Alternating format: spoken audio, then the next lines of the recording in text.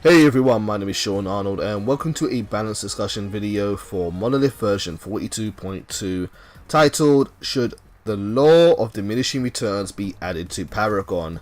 Now before I get into the meat of this video, I just want to give a thank you to Narendra from Reddit. Narendra is a user on Reddit who always goes out their way to compile all of the numbers from a patch into a really handy and easy to understand spreadsheet. So if you want to know how much different damage your hero does at each ability level, if you want to know the different movement speed values, if you want to know how attack speed works, go and Google Narendra's numbers. It is a fantastic resource, one that helped me with my reasoning for this video, and there's also a link to it in the description of this video. Just thank you to Narendra, and we need more people like that in the community to help everyone grow and learn how to become better at the game. So, in today's video, I was thinking about the new system and thinking about what other people talk about in terms of balance. And often when people talk about balance in the new update, they often focus on heroes or they focus on cards. And for good reason, they are two very important elements of the new system. But there's something else which a lot of people tend not to refer to or talk about, and that is the attribute point system. This got me to start to wonder and start to think perhaps there is potential there in that system for adjustments or different ways which we can balance the game in order to make it a bit more fair for everyone to play.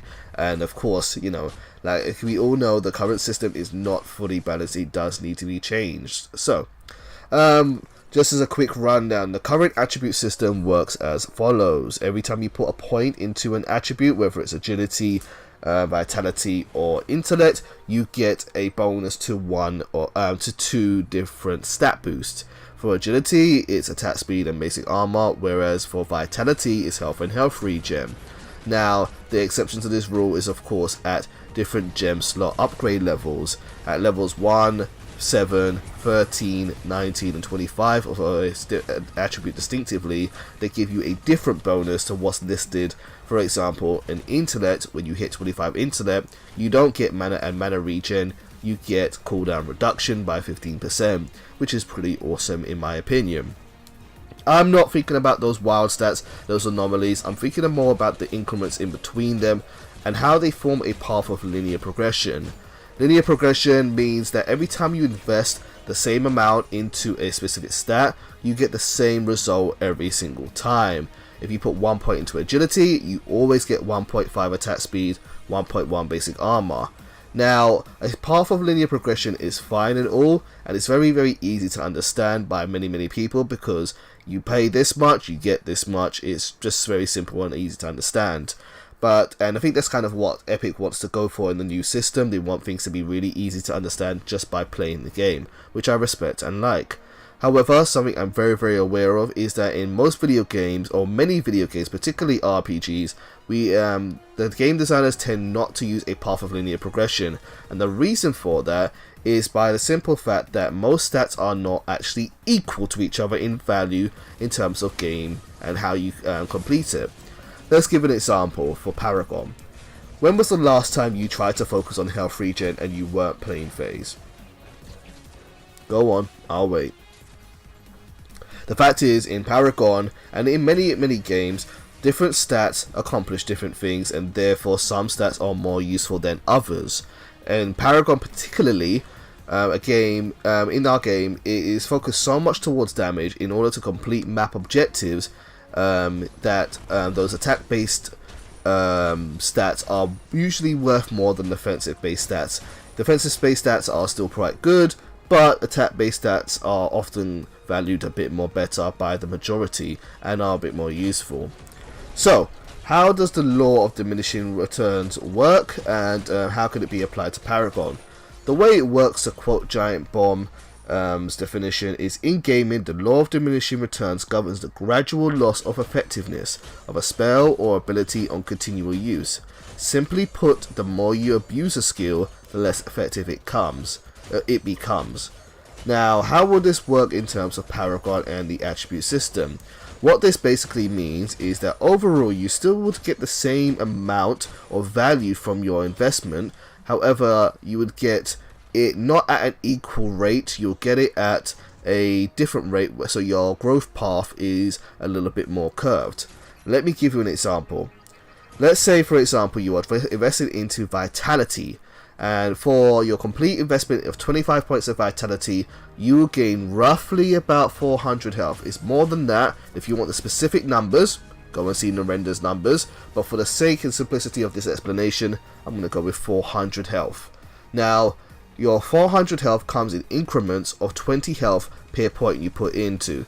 20 times 20 is 400, and so that's what you get each time you put a point into vitality back from the system. Now, 20 points of health is very useful in the early game, particularly when everyone's damage is quite low, but in the late game, 20 points of health is quite negligible and almost really doesn't make much of a difference. Similarly speaking, health regen, this is an even better example. Health regen comes roughly in total, you get about 10 points of health regen, and so it comes in increments of roughly 0.5 each time. Now, 0.5 health regen per attribute per vitality point in the early game again is more useful than in the late game, where 0.5 health regen is practically worthless and doesn't do a lot for you unless you are phase or any other unique hero like that comes out. So, how could we maybe apply the law of diminishing returns to something like vitality so that users who depend on it get a bit more out of it? Well, the way it would work would be giving you more of the pot or more of the total value in the early game, and then let it become less and less towards the late game, and it will still add up to the same amount. You're not giving that hero in total more value for their investment, but you're giving it in different chunks at different points at a different growth rate. So for example, instead of getting 20 points of health, perhaps in the early game you get 40 points of health. Instead of getting 0.5 points of health regen, perhaps in the early levels you get 2 points of health regen. And then when you get to the late game, when you start getting to those higher farming levels, then that supports don't often get to, then at that point maybe you'll get less health regen for your investment. And by doing this, you try to kind of encourage people to kind of make a more conscious effort into what they invest in. I feel like the result of this could be for defensive type heroes, for offlaners for example, it could make them more sustainable, and for supports it makes them less squishy, and tanks in the early game feel just a little bit more natural, like they can actually do their job. The opposite could also be used of this for offensive based stats. So for agility again, instead of giving an equal amount of attack speed each time, you could maybe give less of it to begin with and more of it in the late game.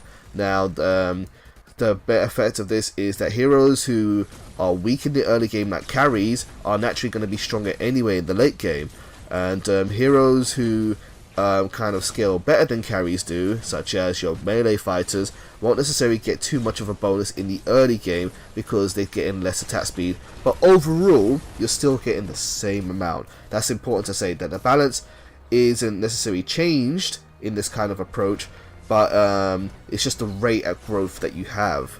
What do you guys think of the law of diminishing returns? Do you think it's something we could do in Paragon? I feel like even if we don't use it in the attribute system, it can be applied to other places. Maybe it could be applied to certain moves, where if you use a move too much, it becomes less and less effective.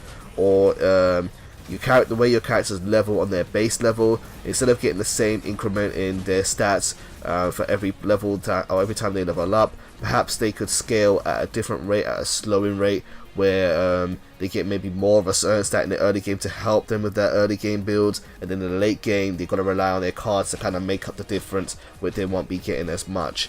What do you guys think of it? I thought it could be something very useful in Paragon. The downsides of a law of the diminishing returns is that it often is quite more difficult to test and play test with it, so it does require a bit more work from everyone at the community and also Epic Games.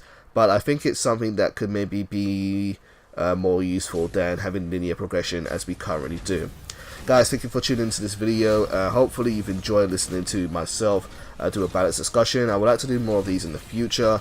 I also will have the write-up of this on Reddit with more specific examples if you want to read that.